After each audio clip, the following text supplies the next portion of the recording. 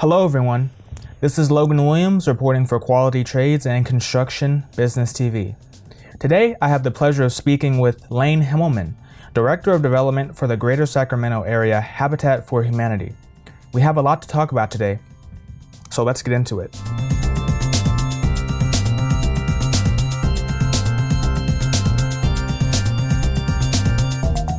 As a Sacramento native, what did you observe growing up here that might have ultimately compelled you to want to be a part of an organization like Habitat for Humanity? I was born and raised in Sacramento. I actually grew up in Clarksburg. My parents built our home that I lived in for the first 20 years of my life with their own two hands. And, I think I just grew up having the opportunity to have a safe, stable home. And I think that foundation really provided me with a lot of opportunity, even when later in life, our family experienced some pretty extreme financial strife. And we ended up not being able to stay in our home. And it definitely really shook our foundation. But because I had grown up in a stable home and I'd been able to receive a really quality education, it enabled me to continue to have, a future that was pretty bright, regardless of no longer having the income to support some of those dreams. And, going to Christian Brothers, they really instilled in us, enter to learn, leave to serve. And right. I think that's something that has really stuck with me as I went to college and started to think about what I wanted to do. And at that time, I wasn't really sure. I, was an English major, but when I was going to Gonzaga University, I worked for the Red Cross, and it was my first kind of connection to working in the nonprofit world. And then when I came home, which was smack dab in the middle of the recession, when jobs were, pretty hard to find, which of course makes me really sympathetic to job seekers right now. Yes. It was really challenging trying to find a job during the recession, but I can't imagine trying to find a job during a pandemic as a new worker. But I started looking for roles in the nonprofit world, and Habitat was hiring. And at that time, I didn't know much about Habitat for Humanity.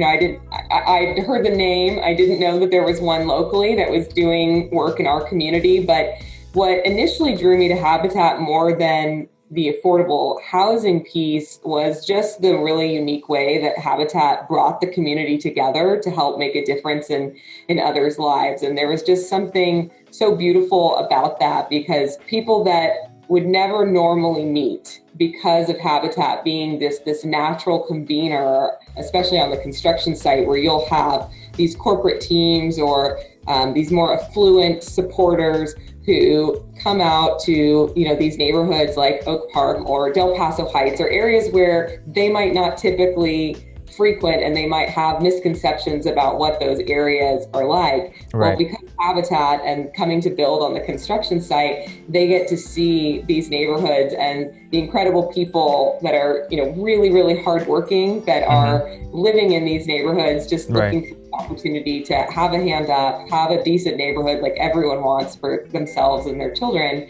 And they would work alongside, these low-income families who Habitat was helping build their dreams. And it would forge these incredible connections, and just it showed really the power of a community. And when people from all areas of life come together with one common purpose, the incredible things that can happen. And I guess you could say I just drank the Kool-Aid at that point, and it's just continue to look at ways that I could support the mission and the growth of this beautiful organization. And month I'll be celebrating 10 years. Oh wow, yeah, that's a great accomplishment, big accomplishment in a long time, and it's so great to hear that you're so dedicated to the cause. So what are your responsibilities as a Director of Development at Habitat for Humanity? My primary responsibility is overseeing all of the fundraising for the affiliate. So this year my department will raise about $2.6 million in donations. So those are often donations from generous individuals, donations that come from foundations or corporations, as well as a very small bit of government grant funding. We don't receive a lot of government funding. The majority of our financial support comes from local donations from our region, as well as we also get funding from our Restore, which is kind of like a Home Depot meets Goodwill type operation, where we sell donated new and used home furnishings and building supplies. And then another stream of our funding comes through our Habitat homeowners mortgage repayments. Go into what we call a fund for humanity, which is recycled to help provide more opportunities for other families. But I oversee the 2.6 million in donations that we solicit to help fund our operation. And then I also oversee our media and our marketing. So working with our local television and radio and print media partners, and that I also oversee our volunteer programs. We engage about 2,500 volunteers a year, helping on our construction sites, as well as in our Restore and on various committees and through in-kind support. We have a pretty small staff. We have a little over, I think, between 25 to 28 employees on our entire team, and that includes our construction department, who's running all of our active home build and home repair projects and community projects, our Restore warehouse team that's running, a $1 million retail operation, and then those of us that work in the office that do, volunteer services, fundraising. We service and finance all of our mortgages, so our qualified loan originators, our folks that are working with our families, and a number of other administrative tasks. So really small team, so the volunteer piece is really critical to enabling us to be able to build the amount of homes that we're building and serve the number of people that we're serving. Happy 35th anniversary, Habitat for Humanity in Greater Sacramento. Happy anniversary to you.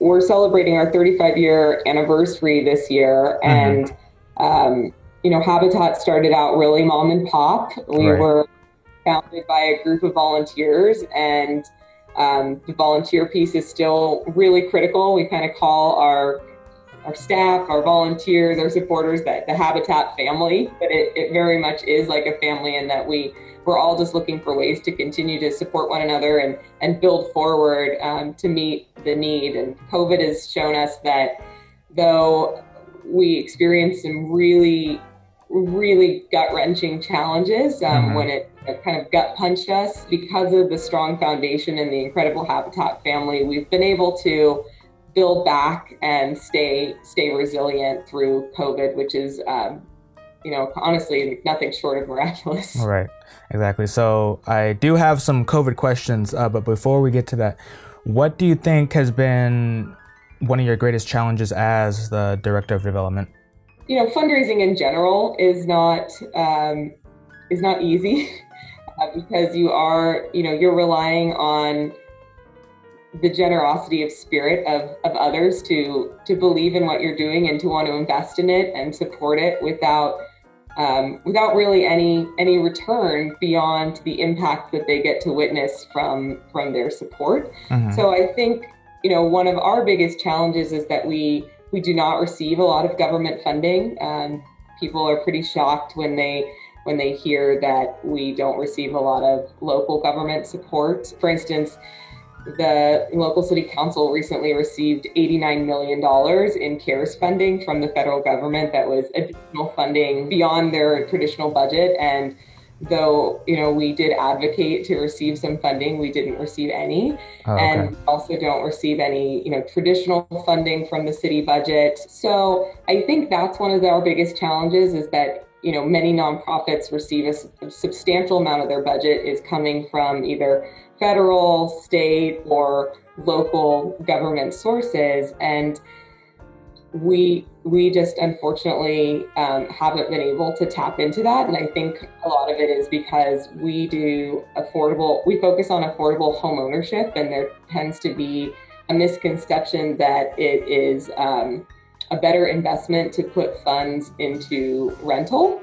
And that's something that we've been really trying to showcase, so that, an affordable rental unit in Sacramento costs over $400,000 to build. There was just a giant article in the Sacramento Bee, but homeownership builds equity for families. And our families that we serve traditionally are families that, through lack of opportunity and often even historic systemic racism, have been kept out of the ability to own a home for many, many decades. Most of our families that we serve are, people of color, women, people who you traditionally see have been kept out of the market, and that ability to build equity and wealth for their families. So there's that piece of homeownership that rental just can't offer, but also because of our program being a self-help affordable housing program, in that our homeowner partners help build their homes. They put in 500 hours of sweat equity before they purchase their home for a 30-year fixed rate, 0% interest mortgage. Well, because of that sweat equity piece, we actually have a prevailing wage exemption. So our homes cost about $220,000, so nearly half as much as a rental unit. But we just haven't been able to quite be the neck that turns the head on that for some reason. And so we frequently get left out of the table when it comes to government funding. And so we work really hard to rally the community through private donations, but there's just so much we could do if we were able to tap into those larger buckets that government funding offers. You brought up the sweat equity term. It brings up another question. I'm kind of going off tangent here, but can you talk about equity and why it is important for, low-income families that may not be able to afford a house to have equity, and why equity is important to sort of enable families to own this piece of property that they help build? Well, at the end of the day, the way to get out of poverty is to build wealth. And the number one way to build wealth in this country historically has been to own property. And when you own property, you have the ability to then pass that wealth down generationally through your family. Something I think that people are only starting to now get a better understanding and grasp of is how, in the United States and in our Sacramento region as well, there have been such blockades and historic racism when it comes to housing, which have prevented people of color from being able to access home ownership. And, that up and through, the 60s until the Fair Housing Act was passed. You look at the areas in our region, and there's a reason why there are such heavy concentrations of people of color in certain areas and not in others. And it's because up until the 60s, they weren't allowed to live anywhere but the areas like Oak Park and Del Paso Heights. So when people of color are kept out of the opportunities to own a home, and we're working on I'm going to share this story really quickly because I think it paints a picture. We're working on a home repair project right now for a Black World War II veteran. He's 95 years old. He lives in Dwnld. He enlisted when he was 16, served in World War II. He was in Japan when the bomb dropped. And, he came home. Well, everybody talks about VA loans, which are an incredible thing. Well, when he got out of the Army after World War II, he couldn't access a VA loan because VA loans weren't offered to all veterans. They were only offered to white veterans. Right. Nor could he access a traditional home loan because traditional home loans were also only offered to Caucasians. And when you look at that and, you look at the suburbs were financed by the federal government with loans given only to Caucasians. So when you really start to peel back the layers of history and you look at, how people of color were kept out of the ability to own a home, and what does that mean? Well, they were kept out of the opportunity to, build equity, to build wealth, to pass that home down from generations, except in areas that were considered to be undesirable. So by offering an opportunity for families that, have been traditionally kept out of the housing market to get their foot in the home ownership door, to build that wealth, especially with an affordable mortgage. So our mortgages are they're capped at 30% of the homeowner's income when they're accepted into the program. Mm-hmm. So, and they're also, the homes that we build are very energy efficient. So we've been putting solar on our homes for the last 10 years. So way before it was required, as well as a number of other green features. We're actually now building all of our homes to be all electric, and Mm-hmm. we're putting EV wiring. So just making them really, really sustainable, because the idea is we want to be able to sell a family a home, and for them to not just be able to afford it, but for them to have the income that they will be able to pursue additional education or pursue additional job training, provide for their children, without all of their funds just going to keeping a roof over their head, and really taking people from where they're just surviving, which is where many of our families are. They might be living 8 people to a 2-bedroom apartment because that's the only way they can also afford groceries and to pay their utility bills. Or we've had families living in garages. When you're just focused on surviving, getting by to the next day, you're not able to think about, how am I going to send my kids to college? Or how can I, maybe work one job instead of three part-time jobs? You can't think about a year, 2 years from now, because all you can think about is the next day or the end of the week. And so I think there's benefits beyond just putting a roof over someone's head, but also the psychological benefits, the feelings of hope, of being able to plan for the future. And then of course that financial stability and that springboard to being able to achieve other hopes and dreams that unfortunately too many low-income families aren't able to even dream about, because they're in such strife because of the mounting bills and the stress that they're under because of the skyrocketing cost of housing right now.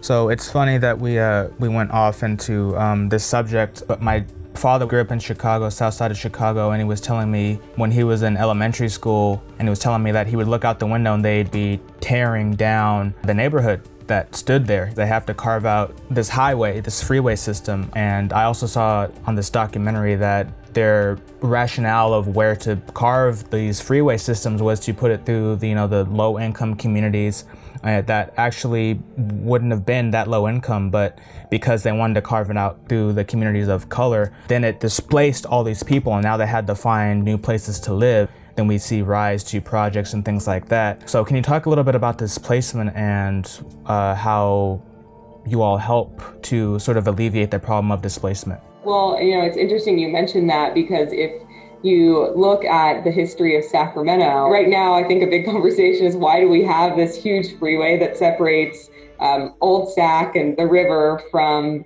the downtown area? And that freeway was put in there for the exact same reason, looking to displace people of color who were living there and to force them to move by putting a freeway there and then creating more housing for non-people of colors. I think it's an ugly history that people like to sweep under the rug, but I think it's critical that we all educate ourselves about our ugly history, because it's only in doing that we'll be able to start looking at equity-based solutions for how we can right the wrongs of that history. But in terms of habitat, we definitely do focus heavily with our neighborhood revitalization program on trying to prevent gentrification. So not only are we, building new homes in, predominantly underserved neighborhoods for low-income families, but a couple years ago, we also jump-started our neighborhood revitalization and home repairs program. And that is, I would say, the one that's especially critical in helping to fight gentrification. And North Oak Park is already pretty heavily gentrified, and so we're focusing more so on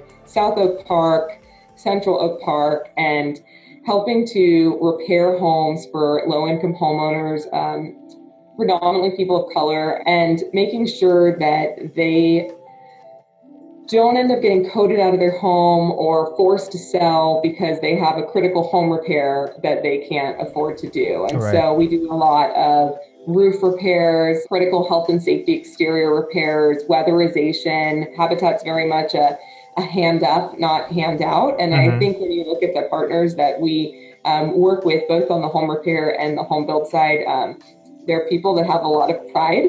And I think that the hand up, not hand out really resonates with them. There's also a 20%, 0% interest repayment that we do with our home repair. So there is some cost, but it's extremely affordable. And we go in there with volunteers alongside the homeowner, and we help to repair and preserve their home so that they can, if they're a senior, that they can age in place with dignity without worrying about where they're going to spend, the last 10, 15, 20 plus years of their life. And for low-income families, really providing that stability and that ability to take a breath and not worry that they might become displaced. And in doing so, and really focusing just on homeowners, we purposely don't do rentals. And the reason for that is what we never want to see is we repair a rental home, single family rental home in an area like Oak Park. And then because it looks nicer, the owner comes in and feels that they can charge more rent or displace the family that's currently living there. So we focus on the homeowners, and just really helping to revitalize these underserved neighborhoods. When we do programs like our Rock the Block, for instance, this year it looks a little different because of COVID, but traditionally it's a 2-day event where we'll bring 400 plus community volunteers and over 36 hours, and it's always in South Oak Park. It has been for the last couple of years. And the idea is that we want to stay there for 3 to 5 years so that we can really make a true, tangible impact on helping to revitalize that neighborhood. When we do the community projects, the idea is, we're already building homes and repairing homes in this neighborhood, but then how can we help also improve the community assets? And so we'll focus on, the community centers. We've put in community gardens, helped fix the local park and uplift that, and really just making sure that it's a well-rounded revitalization of the community to help instill a little bit more of that pride and remind those living there that, you're not alone. We're certainly not here. Habitat's not here to save the day by any means, but we are here to work hand in hand with residents to support them. Getting back to the actual construction of these projects and these repair projects, can you talk about general site and safety practices that are used when doing repairs or building a home from scratch? Sure. Do you want me to talk about in general or now in the world of COVID? Because it's very different now. I think we can do both. I do have COVID questions, but if we can talk about the before, how that was handled, and then we can get into the COVID aspects of it. But we can do it. Yeah, we can address those issues here in this question. Sure. Because it's obviously our safety measures now are much more extreme, I guess you could say, just to make sure that we're keeping our staff and our homeowners and the volunteers safe. But I'll go ahead and talk a little bit about Habitat in general, and then I can talk about some of the increased safety measures we're doing with COVID. So, as I mentioned, we usually engage about 2,500 volunteers a year, and we have a very small staff. We'll usually have anywhere from at least 4 active construction sites going at any given time. For instance, right now we have we have a rehab home that we're working on. We have 2 infill lots. We're in the middle of infrastructure for a 13 home development that'll house 60 low-income individuals, including 40 children. And then we have, over the next 3 months, we'll jumpstart about 30 to 40 home repair projects. So lots of active sites. We'll have 1 construction site supervisor who, they're general contractors. They're members of our staff with many years of construction experience, each of 1 per construction site. And then the rest of the labor is provided by volunteers and the homeowner partners. And our volunteers and homeowner partners do about 90% of the construction work on our homes. So we contract very few things out. The only things we contract out are plumbing, HVAC, drywall, and the cement for the most part. Even the electrical work on our homes is actually done by volunteers. We have a special team that's called the electrical crew. It's run by an amazing man named Cliff Popejoy, who is a licensed electrician who owns his own company, and he's been doing it for over 30 years. And we have a training seminar at the beginning of every year where anyone in the community interested in learning how to do electrical can attend, and they're trained, and then they just have to commit to working on at least 10 habitat projects. So, and I just share that as one example, but definitely a lot of volunteer hands touch every single habitat project. I think it's usually about 4,000 to 6,000 volunteer hours per Habitat for Humanity home, just to kind of give you an idea. And volunteers don't need any experience when they come out to build.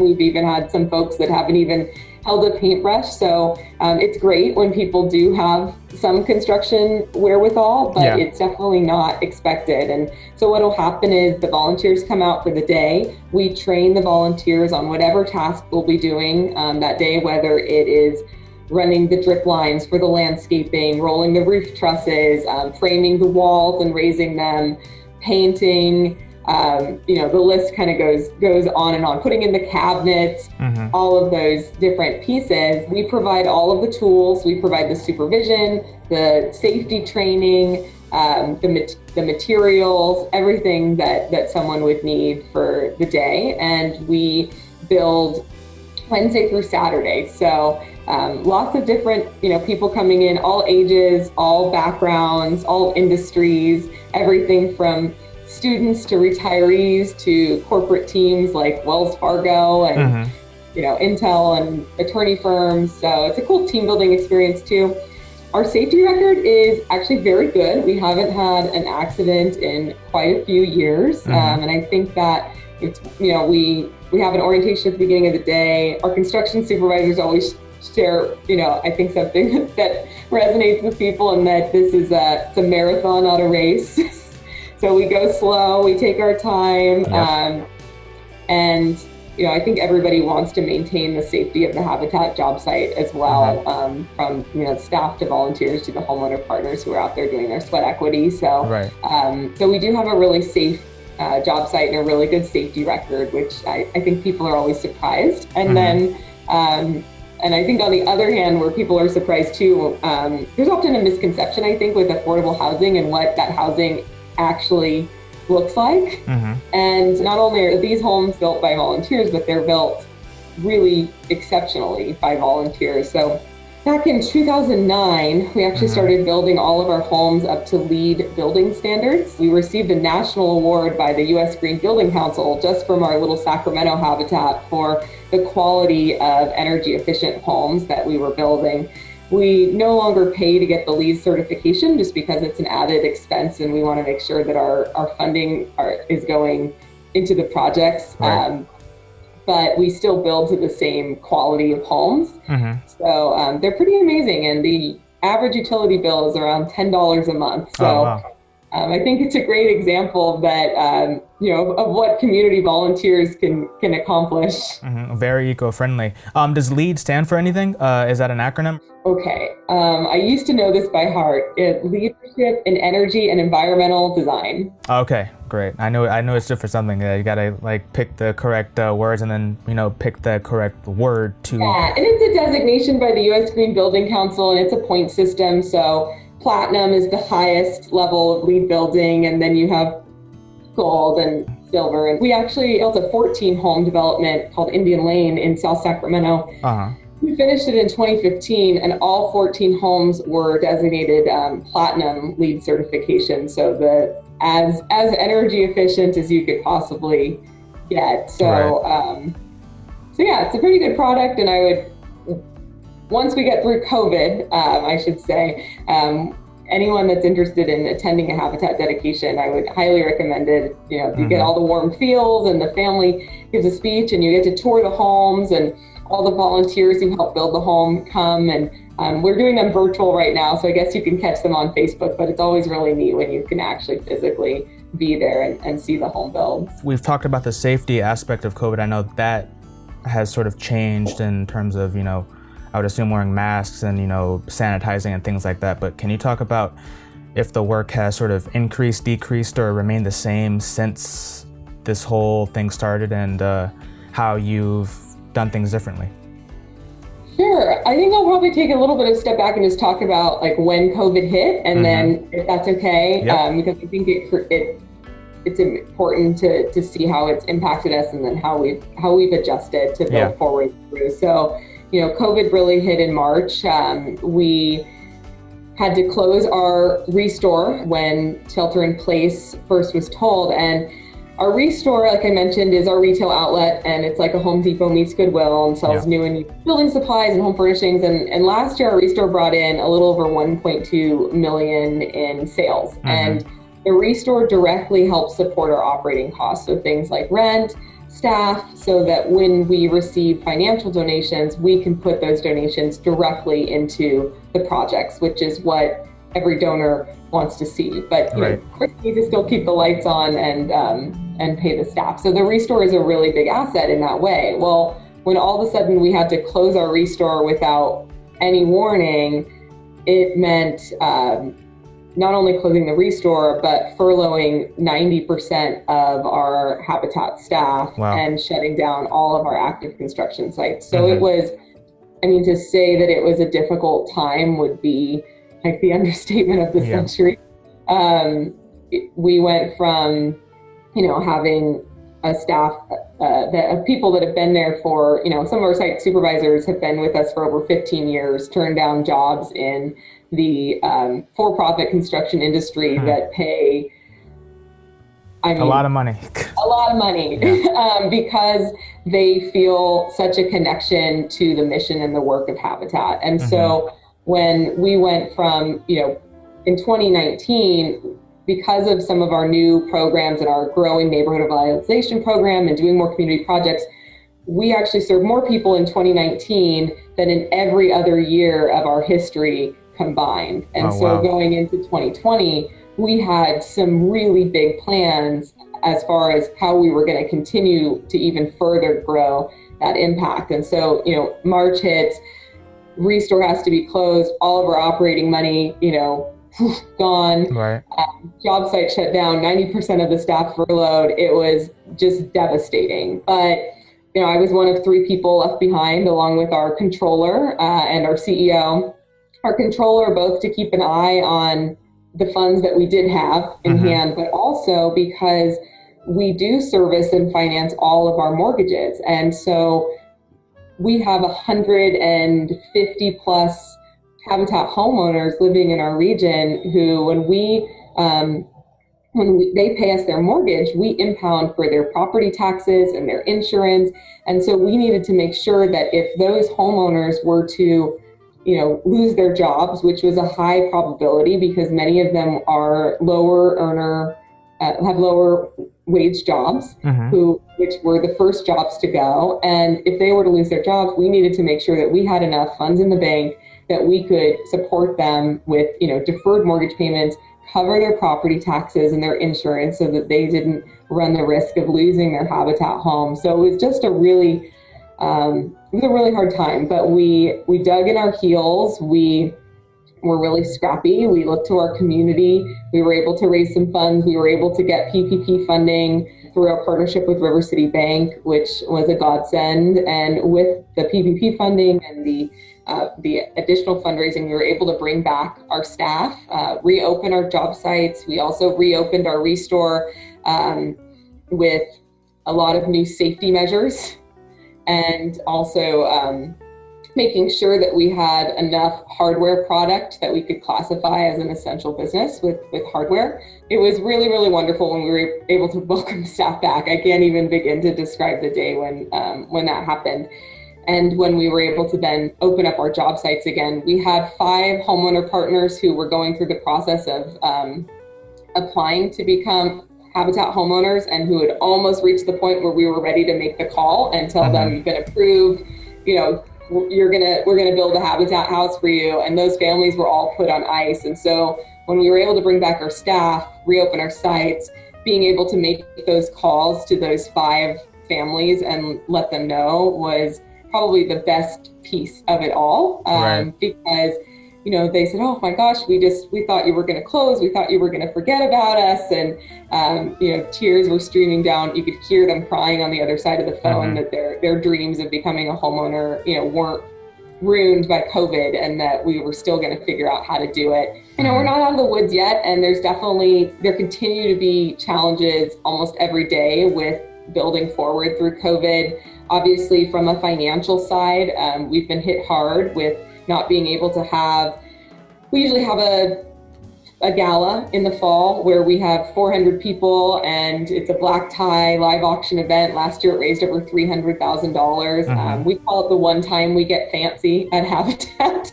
And that's something that we can't have in person this year. And we traditionally have a women build in May where we have 400 women come out in pink hard hats over all of our active sites. And that's also a fundraiser. And we weren't able to do that in the same way, and we've seen a lot of our team building revenue go down. Restore sales, though the Restore is doing as well as could be imagined, we've still taken a hit in sales because the donations to the Restore are not at the same level as they were pre-COVID, and so the product that's coming in is different. So from a fundraising perspective, we're just trying to be extremely shrewd and really look for additional supporters who believe in our work in the region that will help us continue to build forward.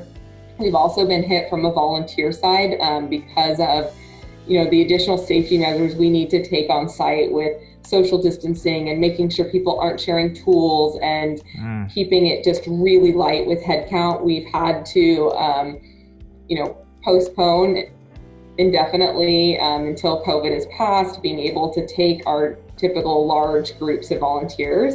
So right now, the only volunteers that we're able to take on site are our crew leaders, who are a core group of about 30 regular volunteers that have been through safety guidance and OSHA training, and that's it. So we're looking at an over 90% reduction in our typical volunteer muscle, which it means something because we don't just have volunteers on the job sites because it's nice to have volunteers and to include people. You can't raise a wall by yourself. It takes a community to do so. And so, we're really slim right now on our labor muscle, and that's definitely, impacting some of our production timelines.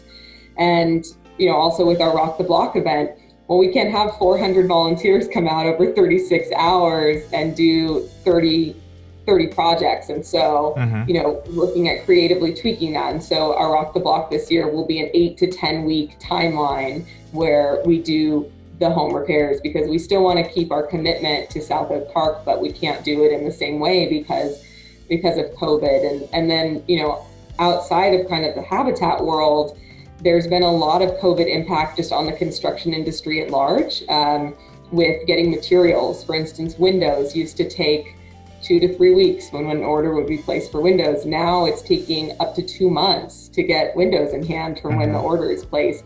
The BIA recently reported lumber since COVID hit has increased in price 40%. Right. Permits with the city, which admittedly the city of Sacramento is not super quick on their permits pre-COVID, but we might be looking at 6 weeks to get a permit approved to start a new, one home infill lot construction project. We have one project now. We've been waiting on permit approvals that was submitted during COVID for over 4 months.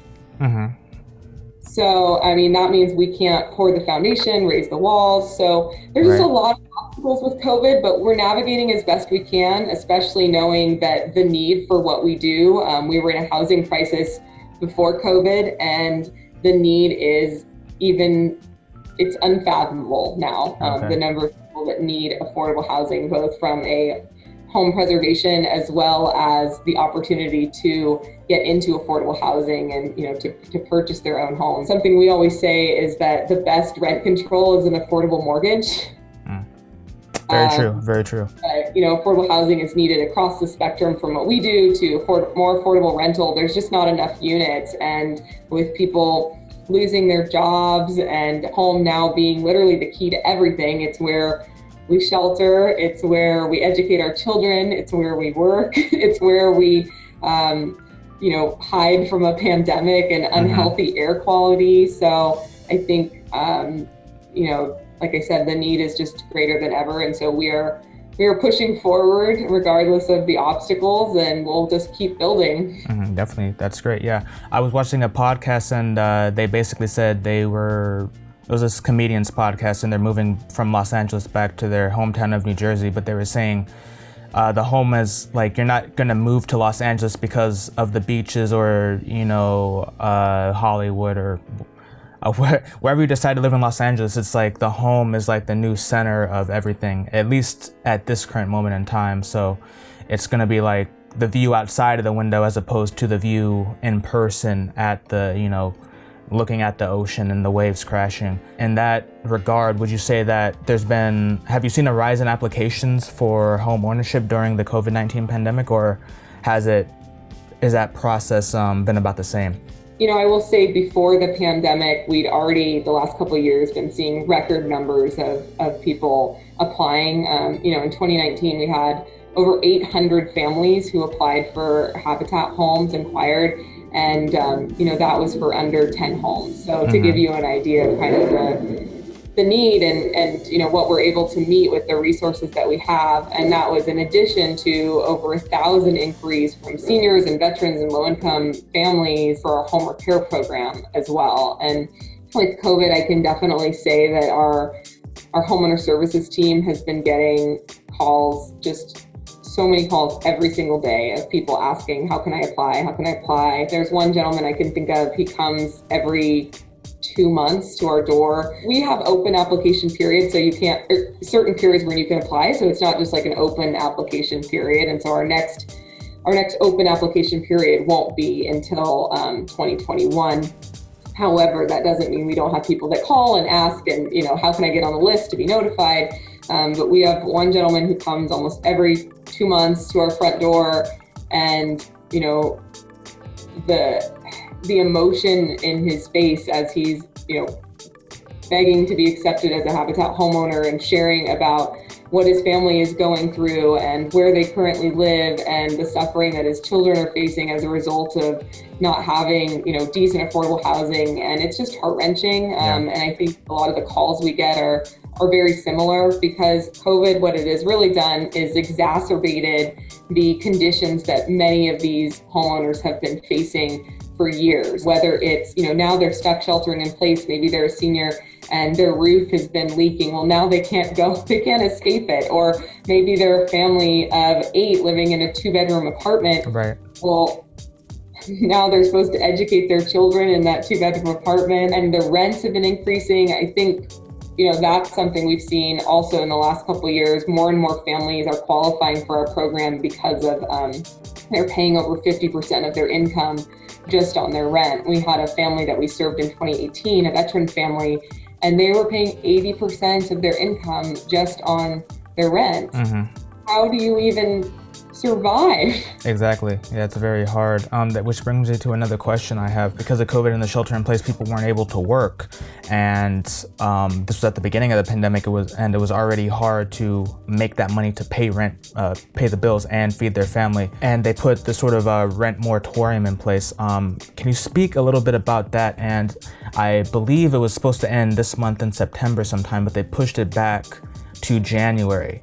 But my main concern is that these people who didn't have the money in the first place to barely get by now have to pay, 9 months of rent by January, which honestly will not happen because they could barely do it at the beginning of the pandemic. So can you maybe talk a little bit about that and how that, maybe not from a Habitat for Humanity standpoint, but just in general, how is that going to affect the housing crisis, affordable housing, and what is the climate going to look like in terms of these people being kicked out because they cannot pay their rent, and the landlords demanding their money?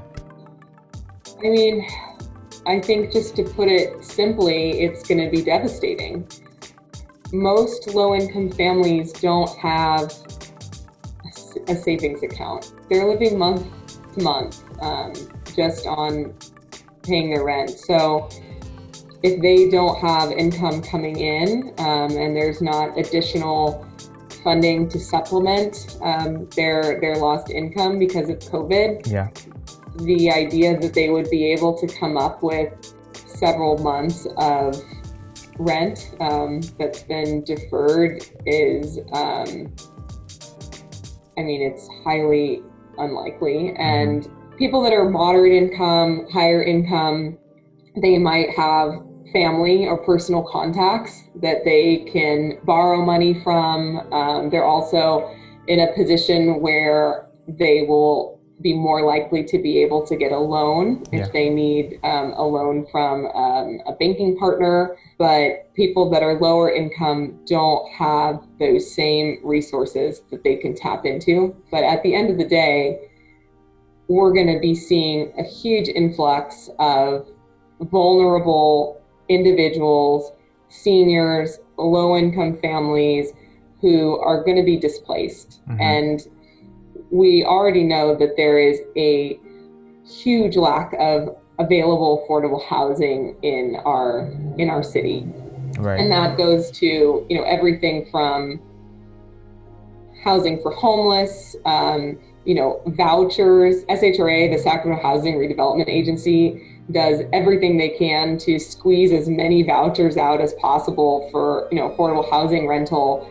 But I think the last article I saw is that they had thousands more requests than they could fill with the resources that they were given to give out vouchers. And then going up to what we do, as I shared, we had 800 families last year who applied for under 10 homes. So there's just not enough units. And so when you look at these families that are going to be displaced because they can't afford their back paid rent because of job loss from COVID, there's not anywhere for them to go. Yeah.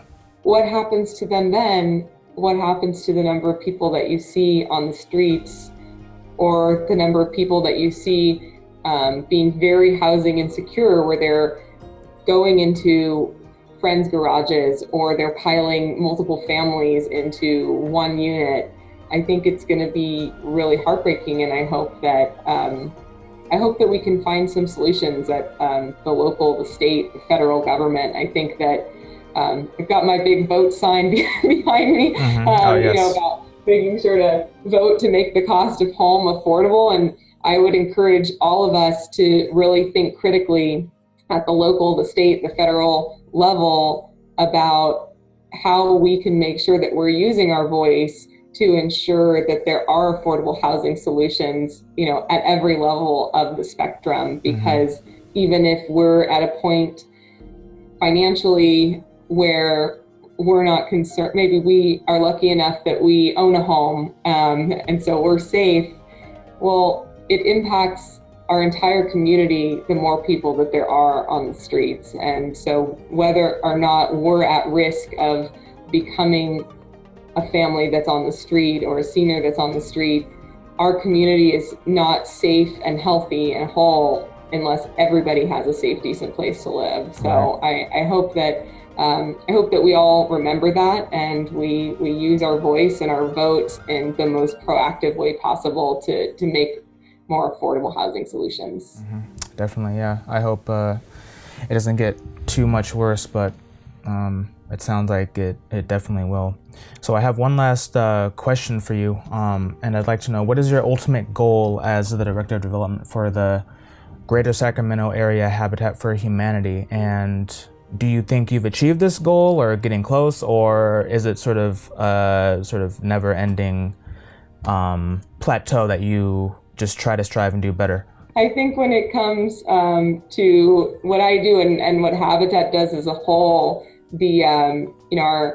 our vision is a world where everyone has a safe, decent place to live, and that is a lofty vision. I think it's safe to say in my lifetime we may never meet fully that vision, but we continue to charge forward with everything we've got to get closer and closer to that vision. And I've been blessed to be with Habitat for 10 years, and I've definitely seen a lot of growth when I originally came on board, and of course this is not a me effort. This is a team effort from our staff to the supporters that we have and our volunteers. But with the increase in support, we've been able to go from an organization that serves 10 families a year, so maybe under 100 people to an organization that now serves over 3,000 individuals a year through home build, home repair, and community projects. And so I think we just continue to push ourselves and to ask our community to roll up their sleeves with us. And at the end of the day, my job and our job at Habitat is to gather as many partners and as many people to join our Habitat army as possible so that we can help as many people as humanly possible with the resources that we have. So, like I said, COVID has definitely presented many challenges, but none of the blockades of COVID are stopping us from continuing to build forward. We just have to find new and creative ways to continue to bring people together and to continue to keep building and to continue to keep changing lives through housing and providing that strength, stability, and self-reliance that our low-income families and our seniors and our veterans need in order to be able to have a safe, stable home. Well, Laine, I know you're very busy. You sound very busy, especially during this pandemic time that doesn't seem to be ending, this COVID-19 time that the world has never seen before and has devastated so much. But I do appreciate you taking time, out of your busy schedule to chat with me here on this Zoom interview for Construction Business TV. Yeah, absolutely. And it was exciting to be able to chat with a fellow Christian Brothers alumni. Definitely, yes. So again, it's a small world, and so maybe we'll cross paths eventually too in real life. I hope so. Thanks so much. Thank you. So I hope everyone enjoyed the interview. If you'd like to learn more about the Greater Sacramento Area Habitat for Humanity, you can visit habitatgreatersac.org. Stay tuned for more construction business related news. For CBTV and quality-trades.com, this has been Logan Williams reporting. Take care, and I'll see you next time.